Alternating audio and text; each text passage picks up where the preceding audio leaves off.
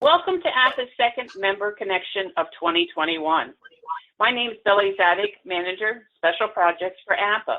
Allow me to review a couple of housekeeping items before we start. All attendees are in listen-only mode. We ask that you utilize the chat box for the Q&A segment of this session. While we attempt to respond to all questions submitted, should we run out of time, responses will be sent to the person asking the question in next week's message from Lander.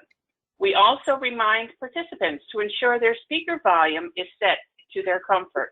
Our speakers are gathering us from across the continent, and as such, varying volumes will be present.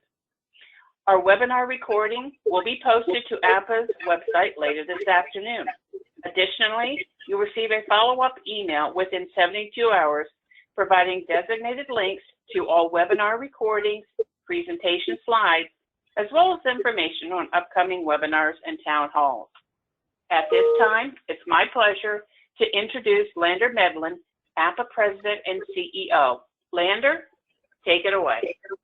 Thanks so much, Bill. Muted. Suzanne, all the work that the staff do to put these together, I appreciate you so much. And our volunteers that we're going to highlight today. Welcome all attendees. We appreciate your participation in this Member Connection webinar as we transition for the future by expanding the number of engagement opportunities for you. It's your association. Let's make it so and have it come alive to meet your needs now. So thank you for joining the dialogue. We hope this lively panel discussion will help you find more or new ways to participate in areas that really match your specific expertise and passion. That's what makes this such a special community.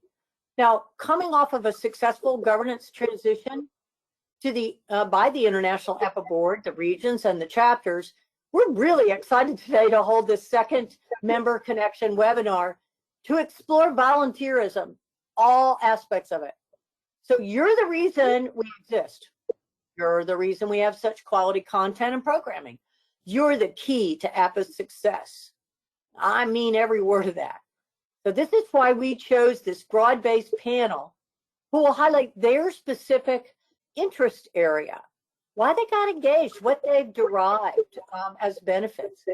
And we hope that they will spark the same interest in each one of you. I think they will. So in today's session, we'll hear from our panelists first. Then we're going to open it up for questions and some further dialogue. And we do want you to ask questions. We'll be monitoring that. And we want to get your dialogue in this. Now let's hear from Dave Irvin, Appa's board chair and the Associate Vice President for Facilities at Florida State University, who will facilitate our discussions today. Dave? Thank you, Lander. I'm glad to be joining you today. I appreciate you all giving us some time. I know you've got a million things you're trying to do. That's really what Appa is here for, is to help you with all of those kinds of things. What's really exciting about what we're going to share today is some of the folks that are on the panel with me. I'm very excited about them. They really have some incredible passion, some great stories about what Appa has done for them and what they have gathered from that and for their institutions. We're at a great point in our profession, in our organization, sort of an inflection point. We've always wanted to have a seat at the table. Well, in the last year, that's been incredibly challenging. None of us would have wished for it. But it's not only made us a member of that important table, in many ways, we're leading that discussion. So facilities is in a place we've never been. And we have this wonderful opportunity, this great inflection point to have that conversation, to drive that conversation, and to really be a critical part of the support and the mission of our institutions and giving support to our great facilities teams. That's what Appa is about. And that's what really the whole new strategic framework does for us, is provides more opportunities for all of you to be involved, regardless of what your passion is, regardless of the amount of time that you want to devote, regardless of how you want to engage, regardless of what you're getting. The first part of that is the new governance structure, which changes from a larger board to a much more strategic board that can pivot and really focus on the kinds of things that we need to be doing as a profession and the kind of support that Appa needs to provide so that you can do those. We're going to share a little of that today, but it's just a small portion of what Appa has and of what that strategic framework is allowing us to do. And there may be some things out there we haven't even thought of. And we'd encourage you, as you listen today, as you think about that, what are some places where we need to be thinking about some things where you have talents and ideas that we'd like to engage, and that would be great for us to have. You see in front of you sort of the key executive board. I'm privileged enough to be chair of Appa this year. Margaret Tennyson, who is a colleague at the University of Wisconsin-Madison, is vice chair. You all know Jim Jackson. He was our great president this last year, and luckily we still have him. And one of the great things about Appa is we have great partners, Nakubo and a lot of other organizations. Jim Hunriser is on our board, providing some great ideas so that, again, as we talk to our bosses, as to the folks that drive a lot of the mission, how do we put that? What are they looking for? How do we provide what they need? And then, of course, we all know Lander, who's been serving our organization and been leading our organization for so long. What I'd like to start our conversation with today, I see we're seeing some of the other folks, won't go through all of them. They're all on the website. I texted to Lander yesterday when we were in a strategic conversation with some of these folks. You know, how lucky are we to have this kind of talent? And you'll see some of that on the presentation today. I'm always amazed and feel blessed at the kind of folks we have all across facilities. And that's really what we're trying to do, is how do we take advantage of those incredible talents so that we can share and network and help each other in these difficult times as we figure out how to go ahead. One of the things I'd like to talk about today is the first part of that, and one of the ways to get involved, which again is targeted, is strategic, and that's project task forces. The board, as we look at strategies and at how do we go forward, what are the key things we need to do, has developed two particular task forces to look at a couple of issues that we see are front and center in terms of what we need to do. A task force, by definition, is very targeted. It has a set mission. It has a start time and a stop point and key deliverables. So it may lead to other things, probably will, but we want to be an organization of action, not just someone that talks about what we ought to be doing forever, but really gives tools that allows us to go forward. Two of those task forces are underway. I'd like to spend just a short amount of time talking about those. Would love to have more conversations with you if you're interested. The first is the Healthy Smart Buildings Task Force. This is a group that actually started even before the pandemic, talking about smart buildings and what can that bring to the table. How do we use those as tools, regardless of what size we are, regardless of our resources? And that morphed or expanded into a definition of how do we use those smart tools for the thing that all of our faculty, all of our campus is asking. Are our buildings safe? Are our buildings healthy? And what are you doing to make sure that they're healthy? That group, we had meetings actually last week in Chicago, an incredibly talented group of folks, and actually a very diverse group of folks in terms of what they're bringing to the table. Some of the individuals are very technically oriented, have great grasp of those sorts of things. We also in that group have past Appa presidents and others who can bring sort of the bigger picture of how do we approach those complicated sessions. And then we have some great business partners who bring that expertise and that knowledge of tools to the table.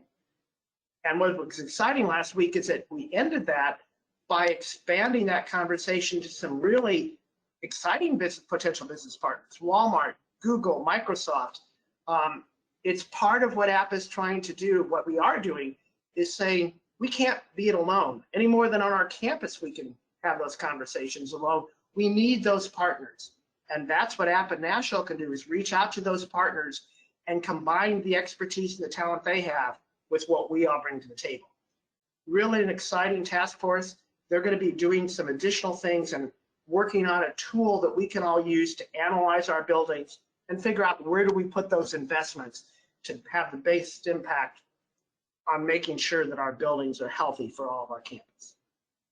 The second task force is one that we are still making a call for, and we will be making a call for that.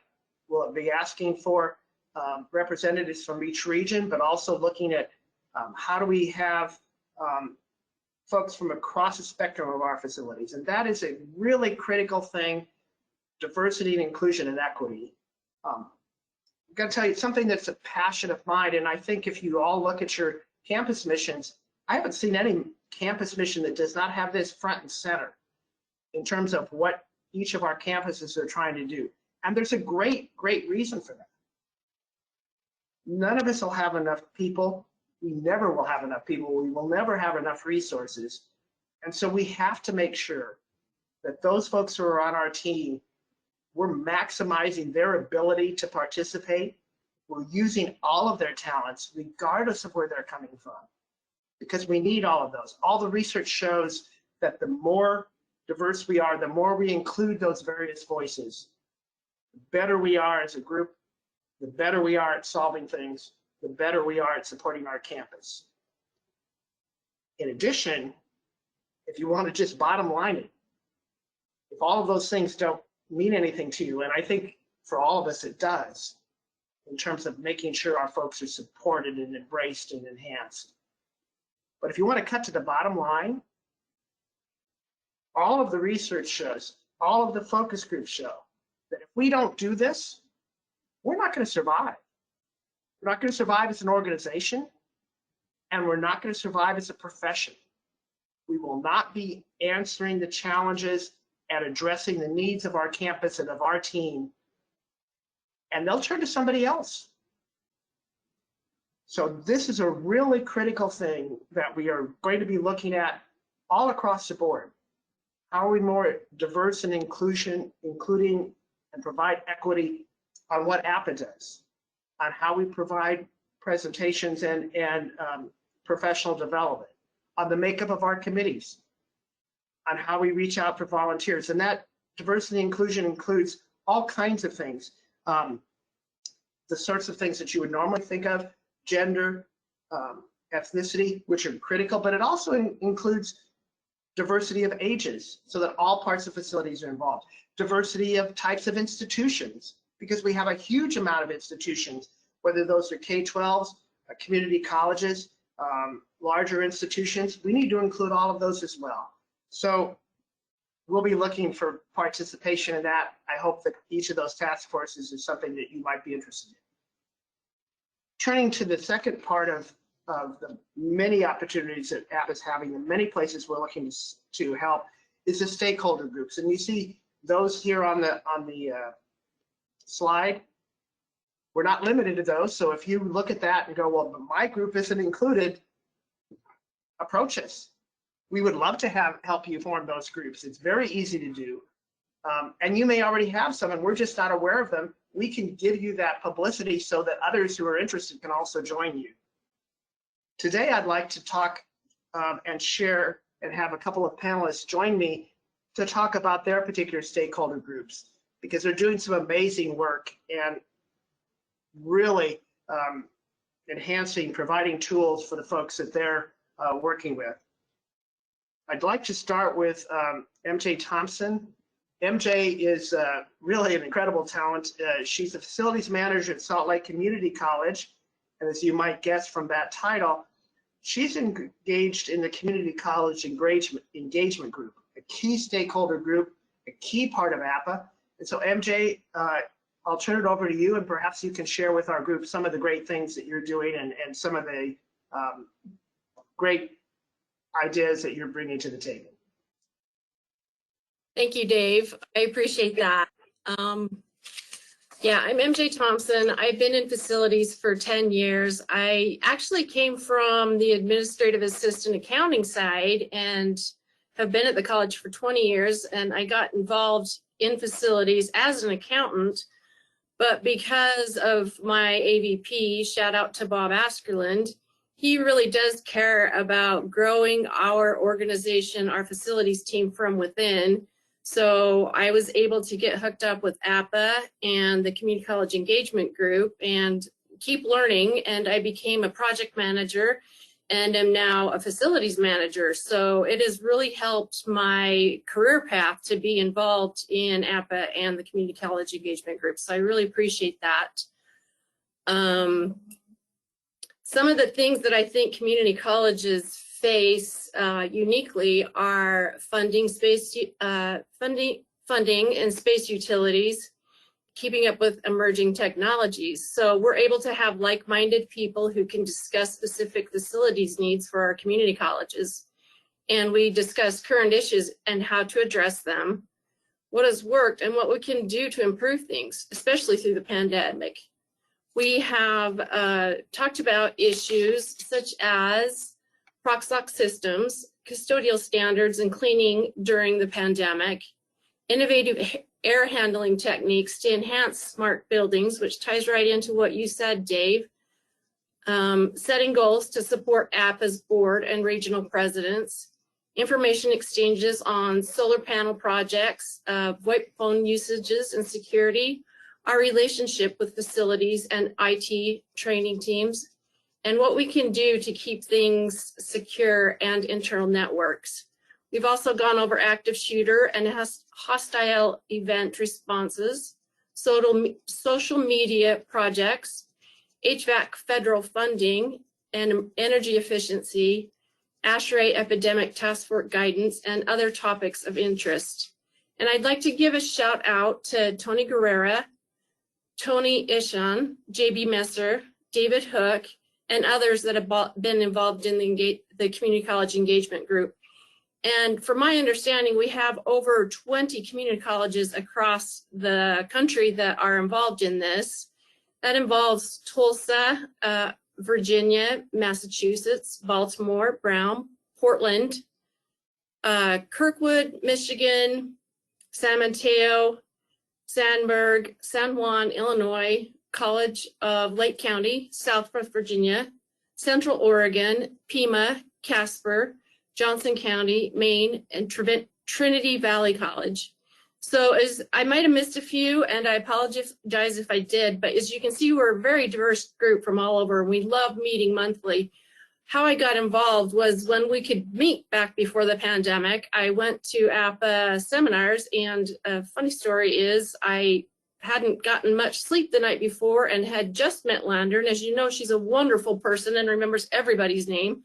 So I sat by her in one of the sessions and was so tired, I actually fell asleep off my chair in front of her.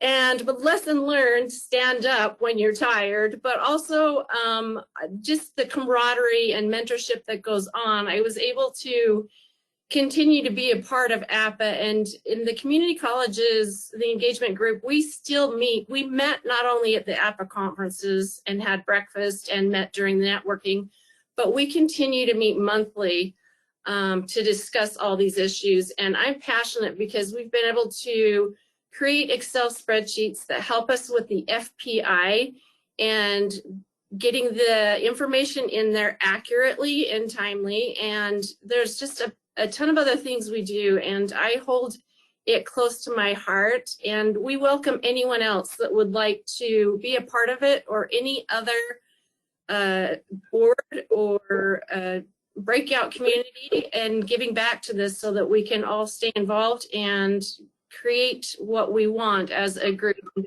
So thank you for your time, Dave. Thank you, MJ. And as I said, this group does some great work supporting that portion of Appa, as well as ideas that a number of us have embraced as well. So if you're interested, please get in touch with MJ or one of us. We can make sure that we make those connections. Another stakeholder group that we have, very important group, is the Codes and Total Cost of Ownership work group, the TCO work group. Stephen Harris is Associate Vice Chancellor in Office of Capital Project at the University of Texas System. Really talented guy, brings a lot to the table. Stephen, if you maybe could share with us some of the work that your stakeholder group is doing and some of the great tools and things that you're developing for Appa. Thank you, Dave. Happy to share. When I got the call from Billy talking about the Codes and Standards Group and participating with Appa, I thought I would try to walk through the my interaction or my involvement with the TCO initiative. And as I mentioned to Lander, although I'm still fairly new to facilities management, I am naturally curious and I have a hard time saying no. So that'll come through as I walk you kind of through what we encountered. So this is kind of just a quick story, started in 2014. Billy, you can go to the next slide. I started with UT System in 2002, and up until 2014, I was in the field as a project manager and managing teams. In 2014, I was brought back from the Central Group and worked closely with Charlie Brady, who at the time was our Executive Director of Facilities Design and Construction Services. We dealt with engineering, safety, codes and standards, commissioning, a variety of overall system reporting. And one of the report obligations he had was the overall campus condition report. And in that, we take a single reported value from each institution and aggregate that across the overall UT system. When I came in 2014, Charlie was starting to think about his retirement, so I had much more integration with that group, and it became one of my responsibilities to take on this compilation and reporting. And in 2014, up through 2014, even though we followed Harvey Kaiser's 1.5% to 3% of CRV model, up through 2014, our FCI was creeping up above that 3% level. And there was a working group put together with quite a few campus leaders to look at, are we reporting condition, deferred maintenance, renewal, forecasting, and calculating our FCI in a way that's appropriate. And starting in about 2001, we had partnered with specific partners and really had all our data coming out of one data set with fairly rigid algorithms. So all the institutions were forecasting life cycle and maintenance needs and consequent renewal obligations in a common data set. What this working group determined was that really local assessments, inspections, maintenance records, information from mechanics and technicians at the site was probably more valid information. So in 2014, we moved away from a single kind of algorithmic model to more of a campus-specific model. And at that time, we had 15 institutions, relied on the facilities executive or the physical plant director to look at all the available data that they had to report their deferred maintenance and their backlog against CRV. So it's hard to read on this exhibit, but I'll just give you kind of some general idea. So in 2014, against a $34 billion replacement value calculation, we were reporting 4.2% backlog, which is about $1.4 billion. And that got us outside the model, outside Appa guidance, and it did concern executives to the point that, as I mentioned, this working group came together. After the recalculation for the 2015 report against $38 billion of CRV, we were down to 1.8%. So a lot of executives felt a whole lot better. I don't know that a lot of facilities directors felt a whole lot better. And I don't know that the actual needs of the institutions and the ongoing financial obligation was really that much improved, but it worked well. And if you know Texas, we've changed over the last few legislative cycles, but about this time, the Higher Education Coordinating Board actually worked with the Legislative Budget Board, and depending on your reported FCI, it could impact your general appropriation revenue. So if institutions were above 5%, they usually had to answer quite a few questions. So this reporting, although probably not perfect, solved a problem. I don't think it solves all the problems. But go on to the next slide, Billy, please. So out of that came, again, with the support of the institutions, a proposal, and it was the Deferred Maintenance and Recapitalization Structured Program. As you see here on the slide, it's titled Draft. It never became more than a draft, but it was backed up with detailed information from each of the institutions about project needs, criticality to mission of facilities, many, many spreadsheets. Each institution provided data on many projects to explain the need. And actually, it was very well received, and our executive board and Board of Regents was very interested in this. It was a hot topic. The chairman of our board now was a state senator then, and across all the kind of public education and state agencies, the condition of facilities was a big concern. However, in this report, there was a very, very strong recommendation for funding out over a 5-year period and requested $200 million per year for 5 years. As you may guess, this is still a draft and never became much more than a draft. So money and financial commitment and funding is a very big concern, I'm sure, for everybody. But out of this, and with my role kind of migrating to a lot of the program that Charlie Brady had taken on, I became much more interested in how are we reporting this? What does it stand for? What do our institutions need? Kind of what is the kind of the maintenance and condition statement that at the system level we can appropriately report up annually to our executives.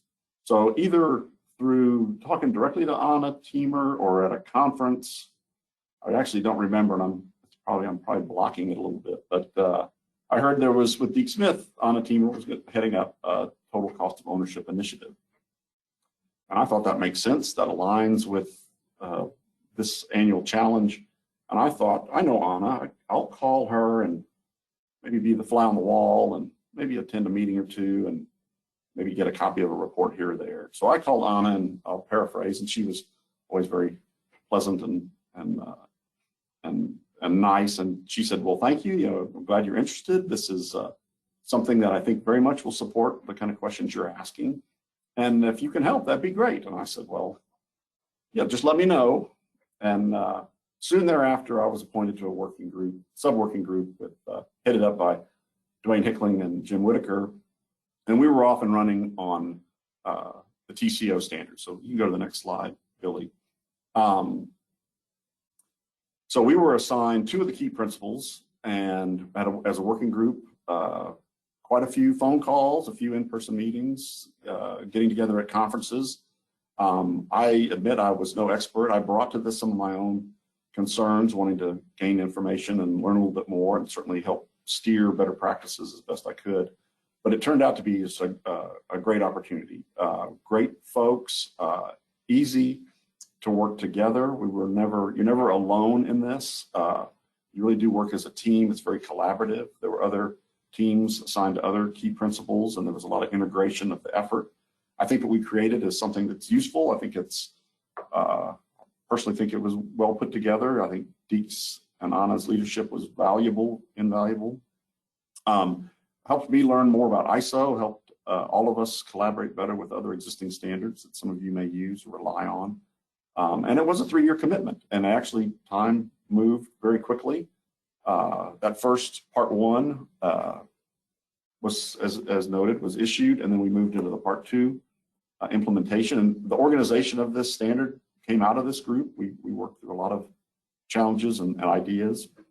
And for the second part, I was actually a co-chair with Dwayne, and had the opportunity to work with Eric Backus and Dave Handwork.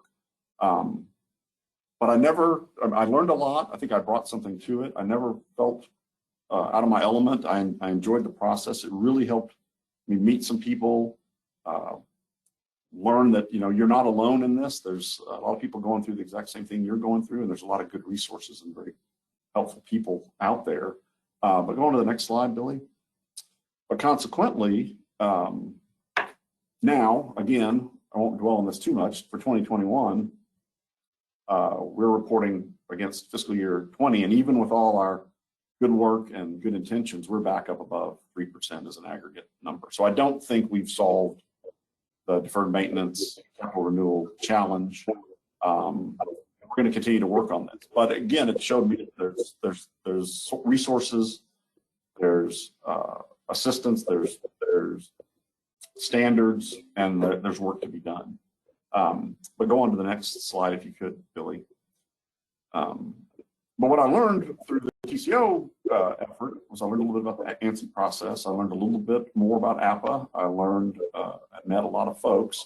And when Dave Handwork asked for Appa members to consider participating on the 2024 IECC Energy Conservation Code development, It was not an overly intimidating process, and I'm a prospect, and I'm not an expert, but I know that I have good resources, and I understand how this can work, and I think I can bring something to it. I submitted my name and was appointed to the Commercial Consensus Committee. So I'm one of 45 members on the Commercial Consensus Committee. And in response to Dave's request, I'm going to try to bring a higher education and academic medical health center perspective and my part to represent. So I think it's a chance to give back. It's a chance to learn. It's a chance to network. And it's a chance to hopefully participate and create in something not only be proud of, but that offers value across a broad spectrum. So what I've found in my participation is that Appa is a great organization with a lot of really good people. And it's a way to serve in a way that certainly can address your day-to-day needs, but very, very likely will result in a broader benefit to a much wider group. So I encourage folks to consider, and you'll end up being on a team with good people, and you'll end up doing good work. So I've enjoyed it, and I was glad to participate. Thank you, Stephen. You're right. You're doing some great work, and we've used a number of those tools at a couple of institutions I've been at. It's a great example of the stakeholder group targeting some really important critical issues for us. As we shared with you on a slide a little bit ago, there's a number of stakeholder groups, but I'd like to call upon one final one this afternoon, and that's Marcus Hope. Marcus is a geospatial information and drones expert, or in charge of that at the University of Texas, Austin. And he's on our stakeholder informatics work group, doing some great work there. So Marcus, if you maybe can share that with the folks this afternoon, that'd be terrific. Perfect. Thank you, Dave. Well, one thing that I love about Appa is that they listen to its membership. And this informatics work group actually started at a thought leader symposium. I was there talking with Chris Meads on data and how we have such an inflow of data from so many different systems that are out there. What data should we look at? What should we not? How can we collaborate that information and combine it together to help our systems become more efficient? And throughout that, we came up with the idea of informatics and presented it to Appa. And lo and behold, we began a work group off that information. So what we've done over the time period is we've created a white paper seeing where you're at technology and how you're collecting the data, where you can go and what information you can collect. Now providing a few articles that are coming out. We're working with the FPI and providing some information how we can automate some of those questions to keep that process down to a level, and views and creating dashboards off that as well. But other things that we're looking at is we've got so much inflow of data. Take a look at pump systems. If we're able to see how long we're spending on work orders on a pump on a PM and compare it with other Appa membership and look at that and seeing how we can maybe lower our time spent on a PM by 30% or 50% by comparing, think of the impact that we would have overall for all universities during this time when it's hard to find electricians, plumbers, and such. A huge help to different groups and other universities out there. Now, one other thing that I love about this work group is we have people on different levels. And most of the people that we see on these boards are higher level. We've got directors, vice presidents, presidents that are in the different work groups. Where myself, I'm lower. So I'm able to provide information on what a supervisor or manager may want when they're looking at data, and they're comparing it with other higher levels and provide that information. So it helps me understand what my bosses are looking for and their bosses and bosses are looking for. Something that I wouldn't typically normally get because I'm not at those meetings, but now I'm surrounded by those people where I can ask that question. Huge help. And plus the age. I'm coming in looking at things differently. I grew up on the computers. I grew up testing Google Glasses and other things out, where now I can provide that information where people that have that experience, have that knowledge of how to take concepts and move them forward, and we can bring them together. So the work group has been wonderful, combining those different aspects, those different experiences, and moving it forward, and then sharing that information out with the Appa community. Because we all know we're in this together. We all don't have time to do everything. So the privilege of Appa is having these different groups is having us focus in on those areas and then sharing that information out with Appa as a whole. Because again, we are a community if we don't share that information. And it's allowed me, as I progress up my career to make those networking and those connections to better understand and be able to ask people out there. Because when I got involved with Appa, I'd only been in higher education for about 2 or 3 years. Now I have a wealth of people to network with, to ask questions at every single level of the food chain, that if I come to an issue, I can reach out to them. If I need data sets, there's other groups I can work with. So the informatics work group, I co-chair that with Eric Backus. As we go through and we analyze and disseminate information coming through, we would always be open for other people that have a passion and a love for data, because we love diving into it and looking at what is useful information, what is not, what would benefit Appa as a whole if we can collect that and automate that process. And again, as we look for additional people, if you've got that passion and love, come to us. But also, if you have an idea or a concept that you think benefit the Appa as a whole, bring it towards Appa. They will listen. They took our idea, someone that's new into it, and Chris Mead has experience, combining them up to be a benefit as a whole.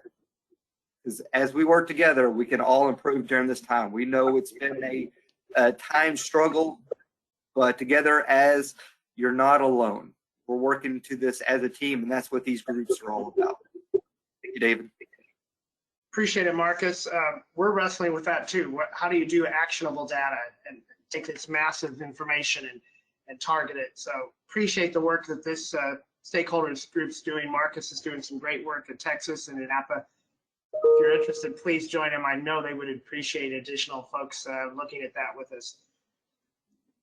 I want to talk a little bit now about sort of another broad category of places for input and where we would love to have volunteers. And that's something we're calling broadly operational functions. These are groups or functions that some of our great Appa staff are responsible for. They're led by those great folks. Many of you have worked with them, and we really are lucky to have their kind of talent.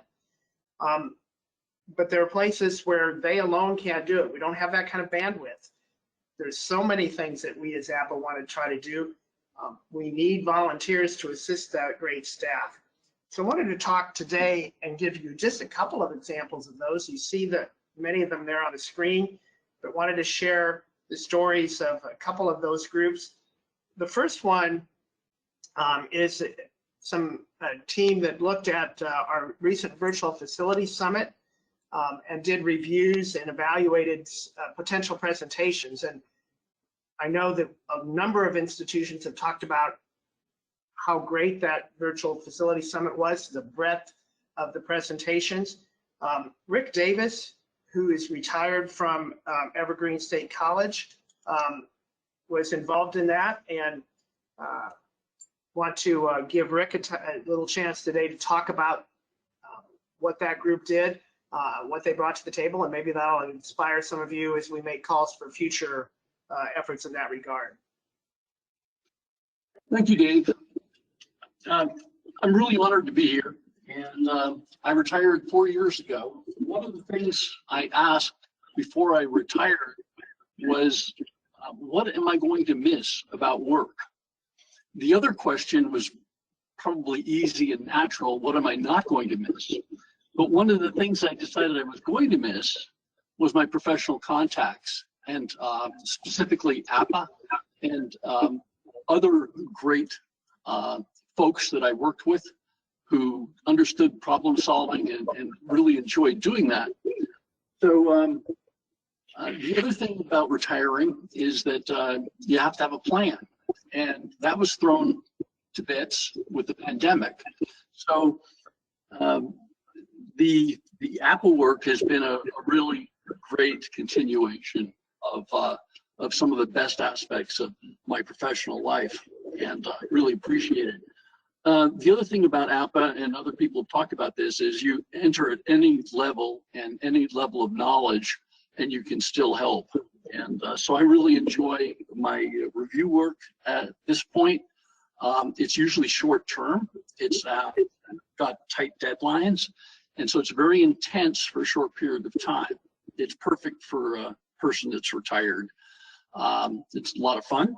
And I do, when I'm evaluating presentations, I generally provide comments about what's working and what might raise some issues. And the staff at Appa are free to provide those comments to the applicants. So you're giving back a little bit, and that's a nice thing. And I find that role is kind of a natural one. As you're a little older and a little more experienced, you provide that helping hand. The other thing that some of the stakeholder groups mentioned, some of the stakeholder group representatives mentioned, was this notion of how we work together in facilities.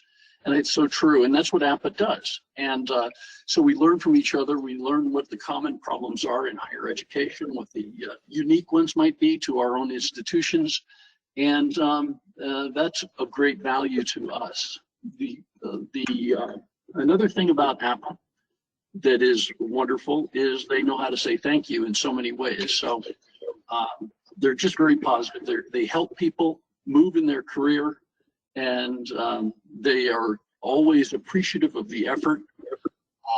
And as volunteering is usually very beneficial to the person doing it. So you don't think of it as something you're doing without pay. You think of it as something where you're providing yourself with a intellectual benefit. And I think that's so important. So it's a great link to the past good things in your career, and it keeps you attuned and sharp perhaps a little bit. So I think that's a really good thing. I am an engineer, and I was a licensed attorney for about 35 years. So when I'm doing these reviews, I get to use my analytical skills as a trained lawyer. And I get to use my technical knowledge gained in construction administration and engineering. So it's really a good thing and lots of fun. And I think I'll leave it at that. I realize the audience is probably mostly working people, so I wanted to make some comment about that transition from retirement, from work to retirement. So I think that's really important. So I think that's about it. Dave, I'll hand it back to you. Thank you, Rick. And again, this group did some amazing work. Those of you that were at the Virtual Facility Summit saw the results of that. The breadth and depth of presentations was really sort of unprecedented. It's one of the things that virtual has allowed us to do. And I should give a plug. There's a session coming up in November. The call for presentations is out now. The keynote speakers have actually already been announced. I know we're going to have a similar great number of topics that address whatever you're looking for. So I would encourage you to enroll lots of folks in that. And we thank people like Rick who are making sure that those presentations are on topic, on point, and giving us the kind of talent we need. The last type of activity that we'd like to share today, and it's just a broad category, but just one of many, sort of standing activities. These are things that have been ongoing. In many cases, they're long-term. Under our strategic plan, we're trying to define better exactly what their target is, what their deliverables are. And if you're interested in being a volunteer or as you join, what are we looking for? So that you know the nature of the engagement, the type of time commitment, and you can make a determination of what best works for you, how you can best give us your talent and balance that with all the other things that you're dealing with, all the other things you're doing with your job. A couple of those I'd like to talk about today and have folks share some things. I'd like to start talking a little bit about the body of knowledge and the advisory team for that group. Joining us today is actually an Appa staff member, Steve Glazer. All of you know, or most of you know Steve. He's really an amazing resource. And Steve, maybe you could share a little bit about this particular group and the vital role they play and what that body of knowledge is for those of our listeners who maybe are not familiar.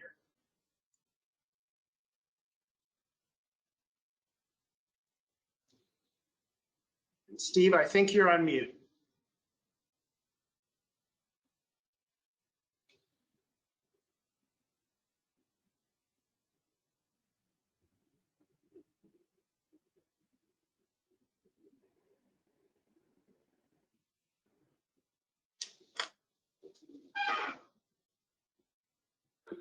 Hold on one second. There you go. There I you think go. I'm unmuted now. Yeah. You are. Technology is a Suzanne and wonderful. I were having, yeah, Suzanne and I were having a muting war. Yes, thank you for having me.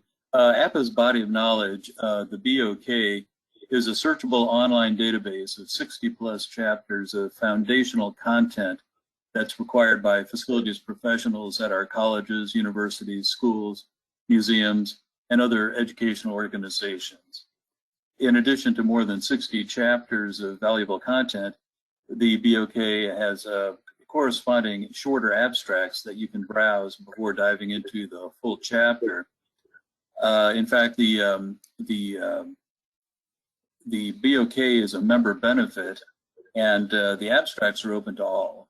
So anyone who comes to Appa searching for information about facilities management content for the educational experience can read those abstracts, and some are fairly detailed, to learn more about those particular areas. But the full chapters are members only, and you would need to log in, use your login credentials to access those, and there is a lot more content there. We've also posted right now 26 short content videos from Appa leaders, Institute faculty members, and subject matter experts on various topics of interest. And you can all find those at appa.org/BOK. BOK project is ongoing, and updated sections are posted as soon as they are peer-reviewed and approved for publication. The body of knowledge is built on the foundation of 4 core competency areas that Appa has identified over the years. The first one is leadership, management, general administration, and those would include chapters such as change management, effective talent management, strategy and leadership, budget recharge and cost recovery, and many more.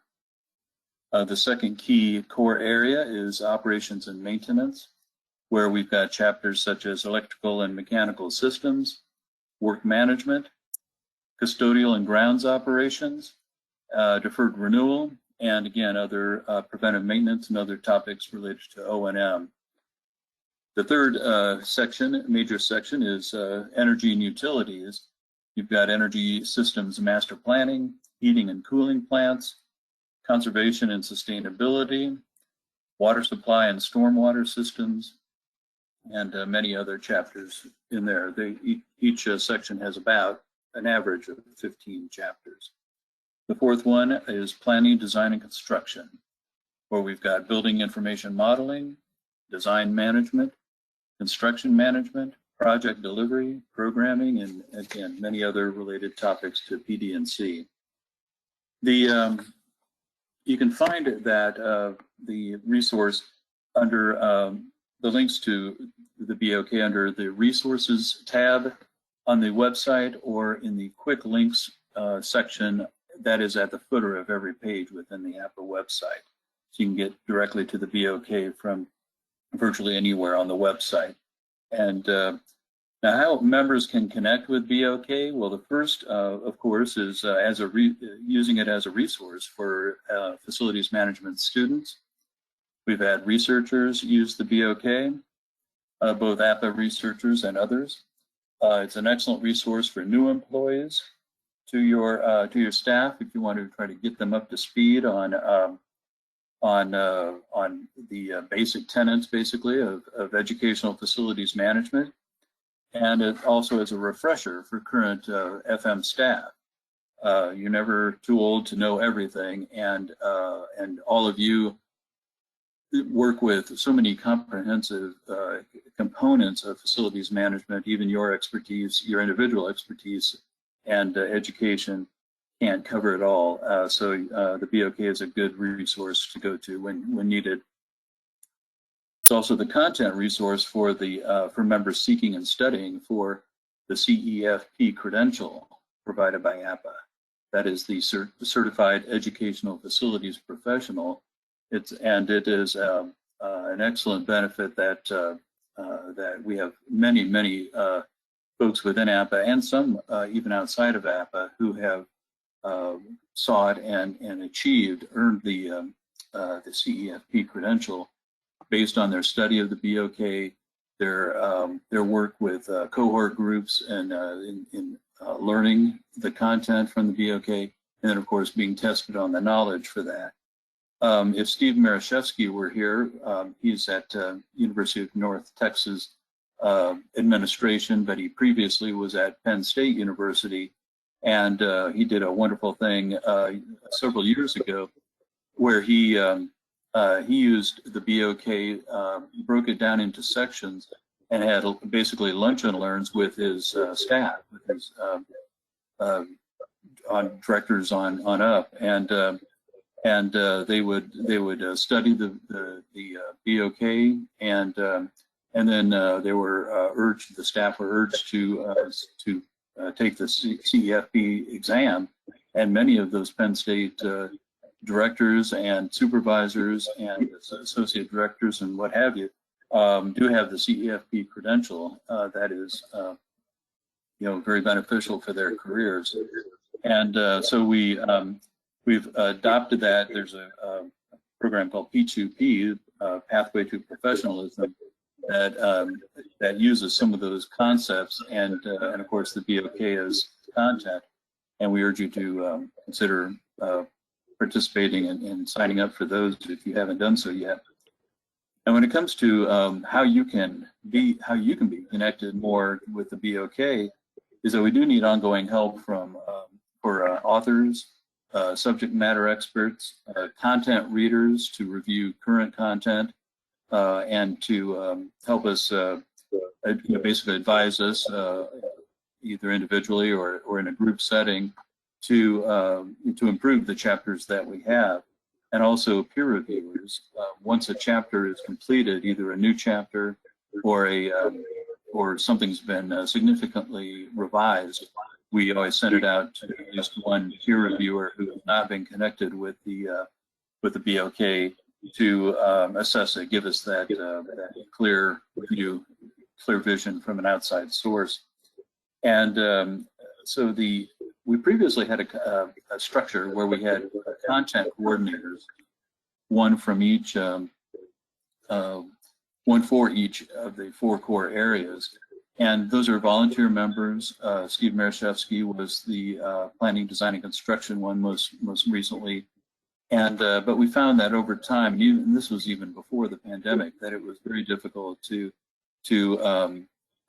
assign the kind of work to the content coordinator, the volunteer content coordinators that we had been doing. And of course, with the pandemic, it became even more difficult to have folks devote the time to that. So with the restructuring that we've done and the calls for volunteers that we're doing right now, we want to include a call for volunteers to assist in the writing of chapters, to review current chapters. We know that some are getting a little out of date and need to be brought up to date with new technology concepts and other management focus.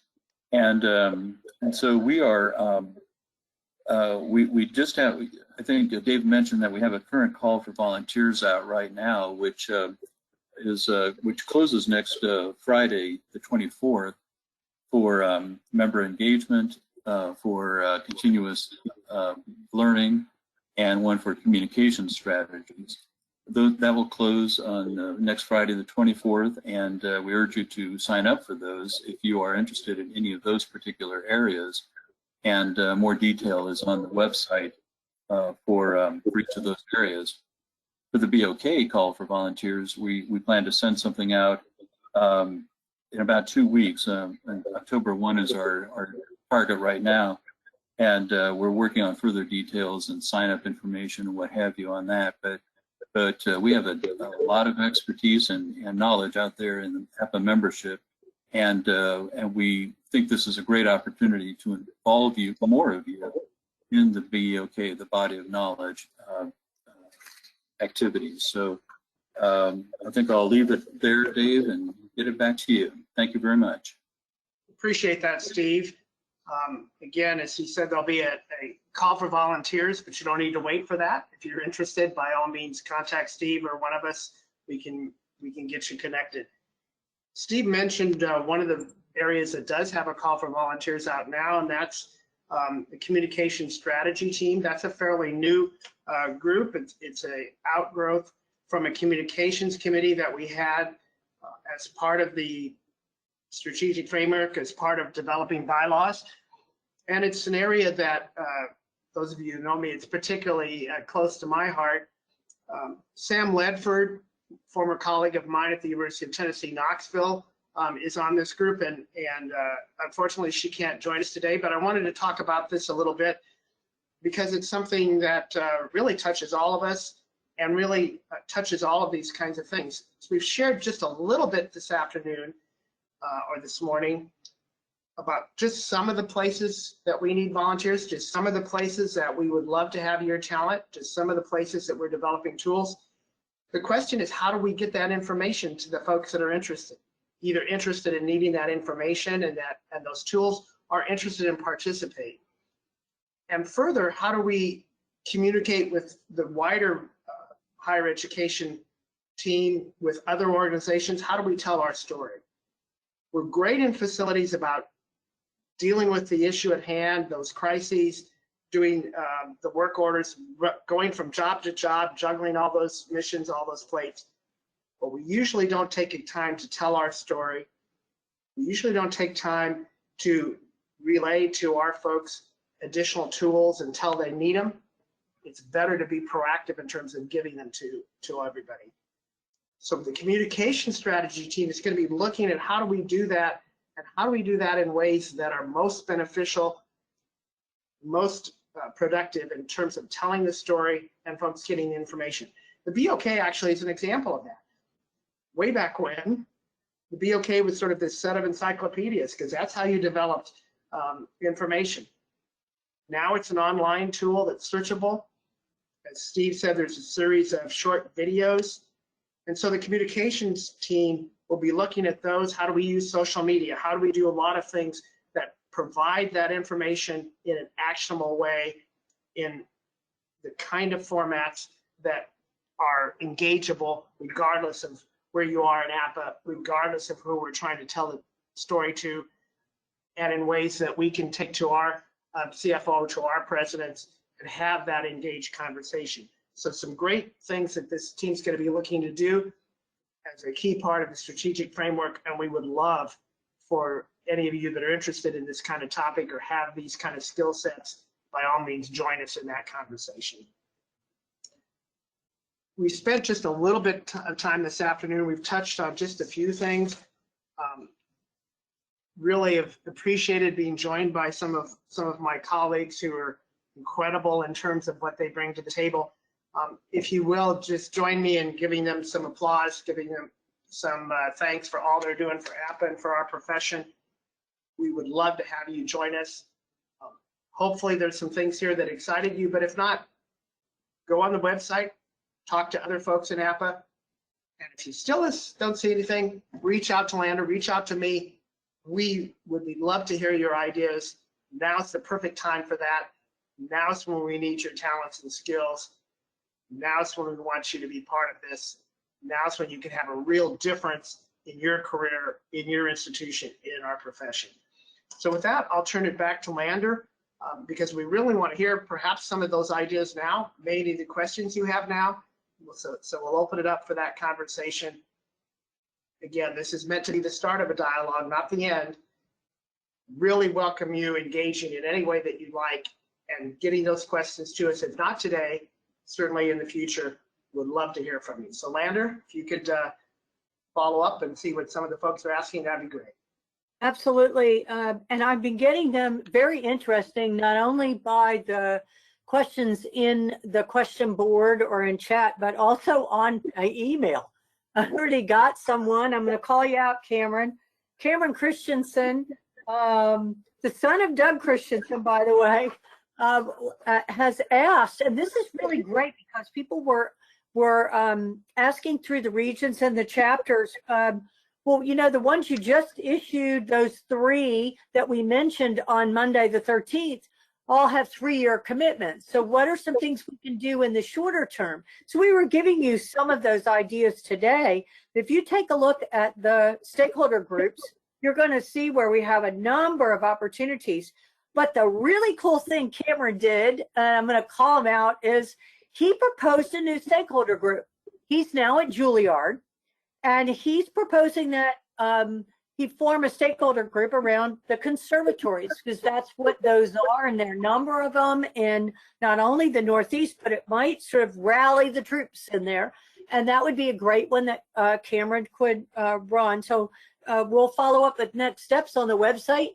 There's an elements of formation. It's a very simple format to follow, but we'll make sure that people get it in case they want to form another stakeholder group of sorts. So Dave, I was super excited to see that email. I responded to him and told him, okay, buddy, you're on. But these are ways in which, and you can decide, well, we don't want to meet monthly. We want to meet quarterly, or we want to, connect a couple of times. We want to do this particular targeted thing because that's where our passion is. And it's that kind of subject matter expertise that we're trying to draw. I was reminded to tell people you do not have to have been part of a region or a chapter. Let's say you're out there in Appa land and you just want to engage in an action or an activity. So we had been asked that question, Dave, about where do we go to form a stakeholder group. On the website, you can get that through the special interest groups, and you can make sure that that happens. So that was really great feedback. I do have a different one, Dave, and it's for you. And it's, are you looking for input and feedback on the focus and direction of the DEI, diversity, equity, and inclusion project task force that you've been asking at the region level? But since you presented that to the membership as well, are you and Margaret also looking to get some feedback on the focus and direction of that team? Go ahead. Absolutely. And I was remiss in not giving recognition to Margaret Tennyson, who's our vice chair. She's going to be leading that effort. I think that's an indication of how important the board believes, and I believe that this is. Absolutely, we are looking for folks to help us there. And we've talked about, sort of in regard to that particular task force, as sort of circles of influence, as circles of expertise. So we're looking not only for people that want to serve on that task force, and again, that's to the question of, are there shorter timeframes? This one's an effort that at least initially is going to be very targeted, very quick. We're looking at that group meeting in Zoom meetings every several weeks and trying to put together some initial recommendations by the end of the year, because the board is going to be doing some strategic things in January and February. We want to fold some of those early recommendations in. But we're also looking not only for folks to be on that team, but we're looking for some focus groups, some folks that have experience and ideas about this. This is an area where we really need some help. Some of the regions, really all of the regions, are doing some great things in this regard. Some regions are ahead of others. Some regions are doing different kinds of things. There are other parts of higher ed, for instance, in terms of student affairs and some other portions of higher ed that have begun some initiatives in this area, maybe a little farther along the facilities. We'll be reaching out to those folks as well. Long answer to your short question, but absolutely, we would love to have your input. We will absolutely find a place for your voice. You can reach out to either Margaret or I. We would love to have you. We would love to have what you bring to the table. So please do that. We'd love to see you. Yep, D. Irvin, DIRVIN at FSU, Florida State University.edu. And then it's Margaret.Tennyson. If you have any concerns about how you get in touch, you can always shoot an email to the staff and certainly to me at lander@appa.org. So that's great. I wanted the long answer. I was hopeful that you would do that, Dave. So there is a question here from Omar, and Suzanne was helping Omar already in the question board, and he asked whether there was a team or a group at Appa that attend the topic of refrigerant compliance with EPA. So Omar, that's a really great question, and she did direct you exactly the right way, and that's through the standards and codes area, is they have targeted a number of these things with different standards bodies, and EPA being one of them. There's the Department of Energy, of course, but then there are a number of others, NFPA, ICC, ISO, et cetera. But that is also, Omar, I would suggest that you talk with Dave Handwork. It's D Handwork, HANDWORK. I'm sure he's going to love this, Dave Irvin. But D Handwork at Arizona State, ASU.edu, not at Arizona, I do that every time, at Arkansas State University. Two ASUs, what can I say? So the Arkansas State is where he is located. So Omar, if you have any trouble, just send me a note. But Dave is really up to speed on a number of these areas in both the HVAC and with ASHRAE. And on this particular topic, he might also be able to direct you in meaningful ways as well. Okay, so thanks, Omar. Dave, we have a different question, and it's coming from Ted Widener. Ted is our resident faculty member at Purdue University, but has been unbelievably engaged in a, not only does he do that, but he helps us and facilitates the P2P, the Pathway to Professionalism program that explores the entirety of our body of knowledge that Steve Glazer was talking about. So he asked the question, MJ, it may be that you want to chime in on this, but it says, are there any tools either arising out of the community college engagement group or elsewhere that will help institutions report into the FPI, the facilities performance indicators? You were talking about that. Are there tools you're utilizing? MJ, are you on the line that you might tell us what your what the community college engagement group has done so far? Because he does make, as you're trying to get online, he says every university organizes their information differently, but it would help to have an easy way to go about gathering that information from around campuses and to reply to the annual survey. So maybe you could talk about that, because I think you did mention that. Yes, I created an Excel spreadsheet. It might or might not need to be tweaked for each university or college, but it actually has some formulas in there, and it's really well organized so that it's easier to gather each of the information areas and report them accurately through HR and our facilities and buildings. So I'm more than willing to share that. We can take a look at it, tweak it as needed. So yeah, reach out to me and we'll take a look at it. It's been a while since I've been involved in FBI. Our new accountant is doing it, but I can get together with her and we can make it sure it's up to date, and we're willing to share that with anybody. So you bet. That's great, MJ. And we'll coordinate between Ted and Christina making that access happen, because it always informs us the things that you're doing out there with respect to FPI. So that's really great. Thank you so much, MJ. Yeah, you're welcome. Yeah, so as you're on the line, he went further and said, maybe there's a future webinar that will help folks on this topic.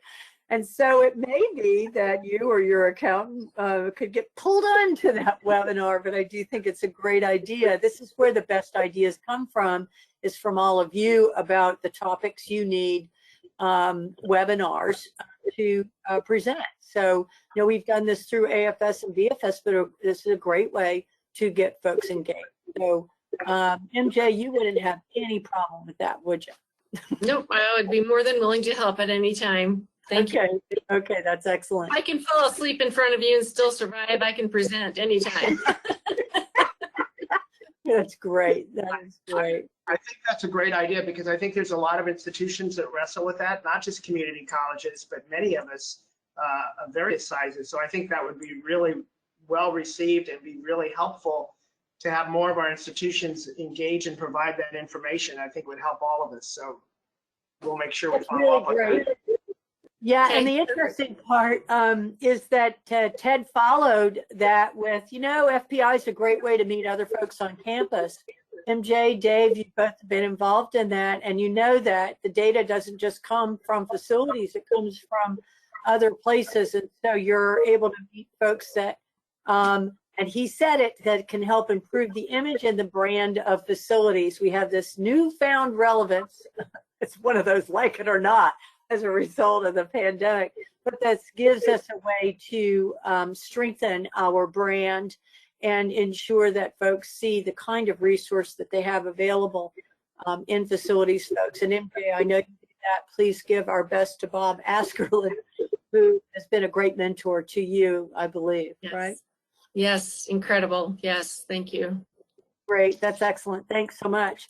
So then we had a different one. Let me go to Stephen Harris. Maybe you can, and/or Rich, can talk about some of the other standards bodies that you've been engaged or that we've been engaged. You were talking about those, but maybe Stephen and Rich can make mention of some of them that we cut across or that we utilize to build all these tools. Folks? Do we have you? Stephen, are you going to start?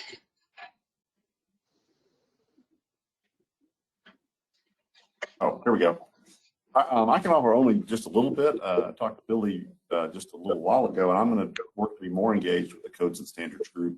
But my focus so far was really the TCO effort, and I'll admit that that's something for us to start and get a better handle on and really modify how we operate. But additional opportunities with the Codes and Standards group, I'm just ramping up, so I don't have a lot to answer to that right now. But I'm going to work with David Handwork and others, and again, I'm active with IECC for the 2024. But that's outside Appa, but I'm trying to help represent Appa. Very good. That's fine. That's fine. Rich, do you want to comment? Well, my information is mostly historical, and that is I spent about 10 years on the Appa Standards and Codes Council.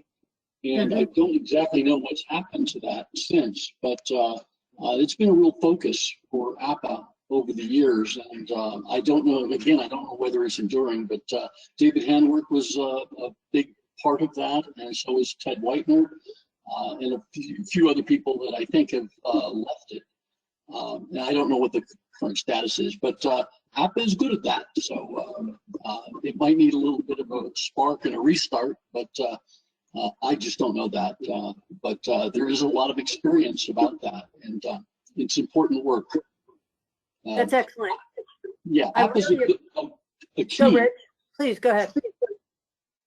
Appa is a key in getting their organizational knowledge to standards bodies and influencing those and being a participant in code development. So I hope that continues. That's excellent. I really appreciate you saying that. And indeed, we have continued that good work that you started with us for those many years. And we very engaged in ASHRAE, their work with NFPA, their work, the NEC, along with ICC, the International Code Council's a new area in terms of energy. I think Rich or Stephen, I think you actually raised your hand to a call for some engagement in that one you might speak about. And then Ted Widener, who is heading up ISO for us as a key player in its development over the international community. So Stephen, you want to mention that? Yeah, so the call for the 2024 IECC group just went out. They've selected their committees. There's a residential code, a commercial code effort, public comment on the current 2021 code, proposed changes to the current code is open until October 12th. And then we are divided into working groups and committees. I think they're using the term subcommittees to review that. And it's going to be supposedly a 3-year effort. It's going to be based primarily on the comments and the requests that come in. Again, I am on that commercial consensus committee with a hope to bring higher education and academic medical center interest. So I can be a conduit. So certainly we'll continue to work with David Handwork, but I'm on the committee I think there may be an opportunity for committee members to propose changes somewhat after the October 12th deadline. But again, we've had one introductory meeting and one other meeting, and I expect to be off kind of running pretty quickly after that mid-October deadline. As of last week, I think there was just a handful of comments in. I expect there'll be more of a ramp up as that October 12th deadline comes on. But anybody who's interested in performance, or anybody who's interested in energy efficiency and sustainability, and certainly anybody who's got state government proposing or imposing new requirements, look at the 2021 code, consider changes that you think are beneficial to your buildings, your campus, your system. I encourage you to put those in. We are trying to make a code that is more usable and beneficial to the changes in technology and changes in operations that we're seeing, not only from COVID, but just with kind of the development and the adaptations that we're seeing. And I think we're going to have a strong group across a wide sector of stakeholders. I'm going to give every submitted or recommended change a full review. So I'm just starting, but I'm going to be active, and I'll continue to work with the Codes and Standards Group at Appa to keep folks up to date. That's excellent, Stephen. And this is really important as we're moving forward. And so he raised his hand and he's willing to take in your feedback and input to this group. I really appreciate this, Stephen. I know Dave Handwork is tickle pink that you really do that. And there will be webinars on these topics, definitely on codes, the Standards and Codes Council, which is the only council we have in all of the 5 entities we've now created to move away from the naming committees, is still active and doing some very important things, reconstituting to provide even greater focus and to provide support to all of you in a pretty tough area, because you're the one holding the ball. Okay, you really are. So now I'm going to go to a little bit different thing. Dave Irvin, you're going to love it. It's a comment from Kevin Garland, and I want to read his comment. He said, I believe we should gradually move from being passive suppliers of services to proactive strategic planners. Man, we couldn't agree more. And he says, to stay on the top of our game, we should move beyond traditional asset deployment and extend our focus on how to actually use workspaces more efficiently to the benefit of all stakeholders. This is nice alignment with healthy buildings, it seems, but many other aspects of workspace and space utilization. This would require a close collaboration with deans, HR, IT, all of them, agree with you, Kevin, to align. So perhaps a task force to champion and support the type of transformative change that we're looking for. So Kevin, you're on. This is really interesting. Dave, you as a chair of the board, have your hands around this, but this whole idea, this whole concept that Kevin's talking about is really powerful. Could you speak to that a little bit? Sure. First of all, good to hear from you, Kevin. Kevin is a colleague of ours and one of the great team at the University of Tennessee, Knoxville. Really a very creative and innovative guy, and I think your comments are exactly on point. When we talk about being at an inflection point and a unique opportunity in our profession and our organization, I think you put your finger on it exactly, Kevin. Certainly, we're trying to do some of those things, and looking at a board strategically. How do we reach out and how do we deploy? Similarly, I think your idea of having a group that looks at that specifically is certainly one we ought to take a look at. I think it could be very helpful in terms of providing tools and methods for folks where it's harder to have that conversation. Maybe they haven't been able to have that before. I think you're right on, and I think you're absolutely right in another regard, and that is we as facilities need to move from just being seen as a cost and a service to being a pillar of the mission of our institutions. I love Appa's little logo with the 4 pillars. Lander always holds up her little thing at this point in the presentation. But I think that's exactly what we are. There it is. I think that's exactly what we've moved to. Certainly what we've been in terms of COVID. We don't want to lose that leadership role. And you're right, it means a more expanded conversation with our partners across campus. And I use the word partners rather than customers. So I think it's a great idea. I think we need to take a look at how best to do that. It may be a task force, it may be some other group, and we may very well be calling on you to be part of that. So I appreciate the idea, and great to hear from you again, Kevin. Give my best to everybody up in Rocky Top. That's excellent. You know, I'm a Tennessee native, so Kevin, you're totally in trouble. And actually, I'm a Norris, Tennessee native, which is 20 miles north of Knoxville. That's where I grew up.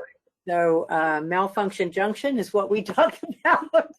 And so it's a really amazing, and Gatlinburg, of course, so just amazing. So thanks, Kevin. I think we've got a really good idea rolling here. Dave, there were a couple things that people had talked about in terms of content curation, because they know Steve Glazer mentioned all the resources, but we also know that we're not the only content developer, that we can curate content from many other entities. We've talked about that through codes and standards. We've taught in those bodies, but we also do it with our folks at NACUBO, the business officers, Scott, the planning side. So any of these that you see that you're out there in Appa land and you feel like, hey, we need content on this, and you can curate it over here. Give us that focus and direction so that we know, and we'll go after it, and we'll get that in as a resource out to our members.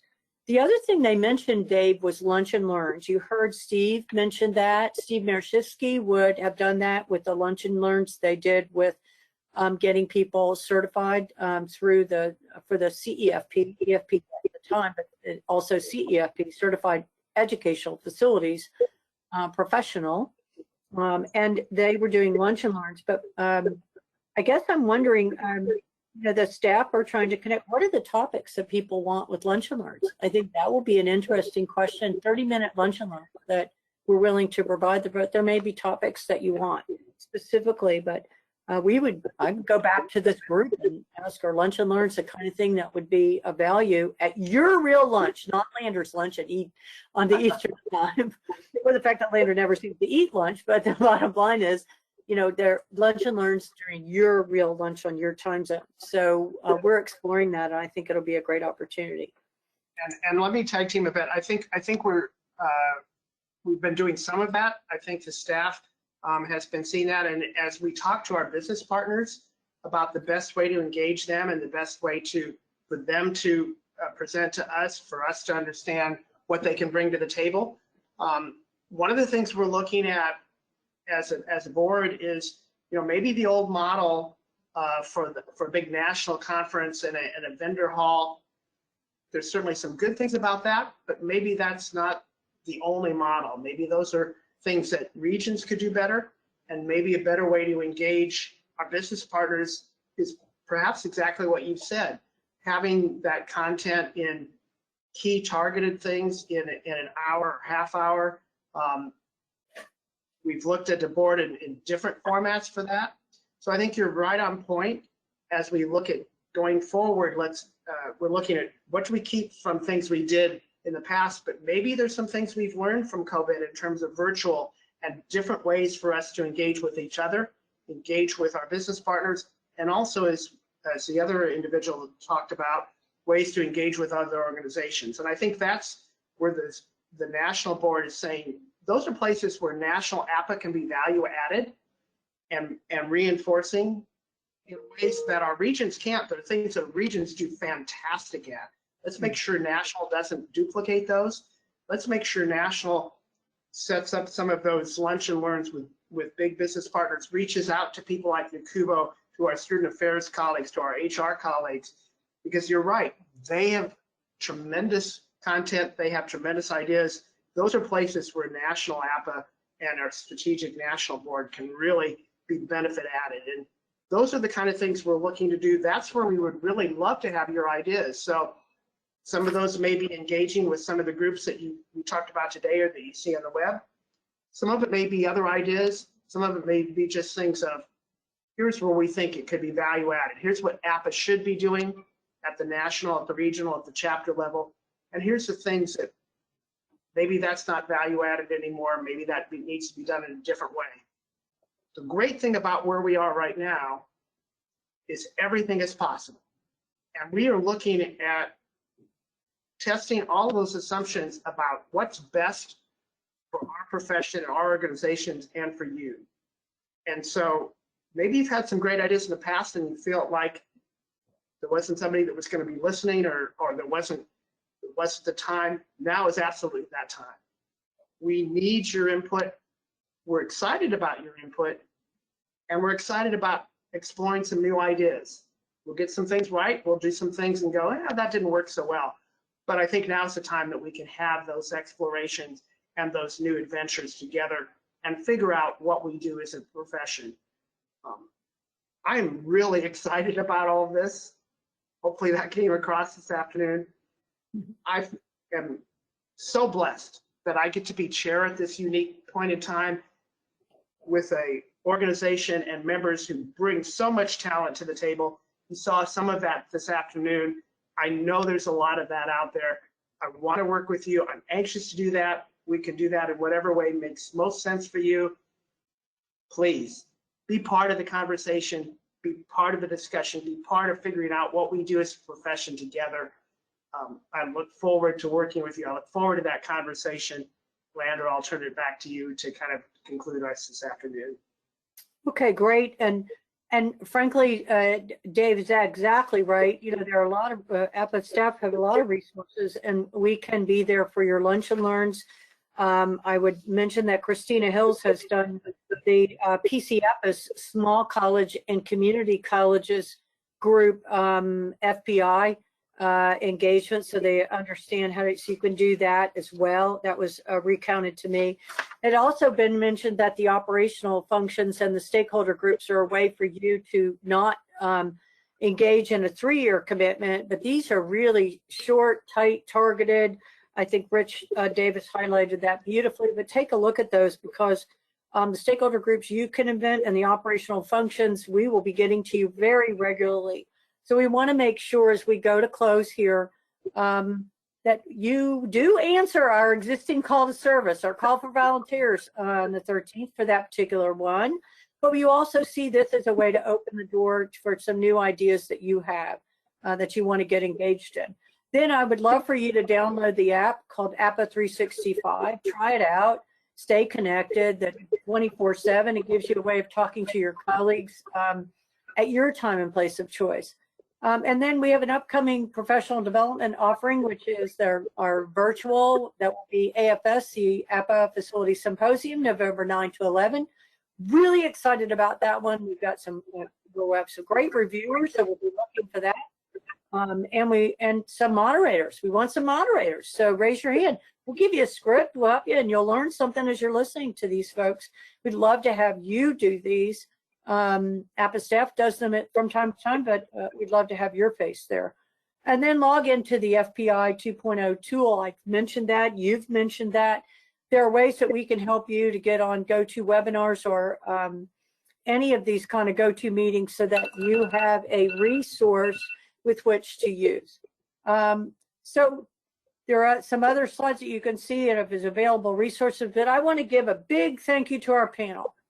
Thank you so much for your willingness to engage today. And Dave, you as our facilitator, so appreciate you as our new board chair. You are the strategic guy. So thank you so much. And thank you all you participants for the opportunity to serve you. Have a good day and a great weekend. Bye-bye. Take care.